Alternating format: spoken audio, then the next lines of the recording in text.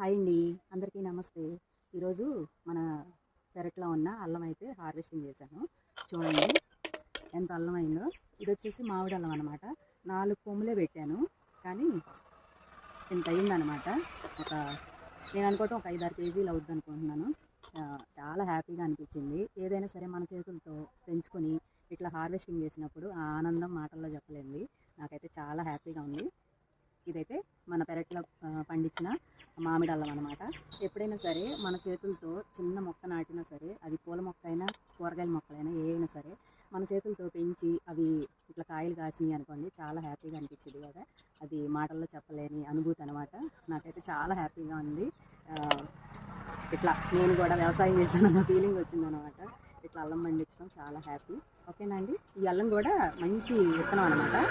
చేస్తుంటేనే మంచి స్మెల్ వస్తుంది. కొంచెం ఆరితే ఇంకా మంచి స్మెల్ వచ్చింది అనమాట. ఇది ఒక 5-6 రోజులు పక్కన పెట్టేసి అప్పుడు మనం వాడుకోవచ్చు. ఓకేనా అండి. ఇదండి ఈరోజు వీడియో నచ్చితే లైక్ చేయండి. నెక్స్ట్ వీడియోలో మళ్ళీ కలుద్దాం. ఇంకా వర్షం వచ్చేటట్టుంది. మబ్బు కూడా నల్లగా పట్టిందనమాట. ఇప్పుడే స్టార్ట్ అయింది చిన్నగా చినుకులు. ఓకేనా.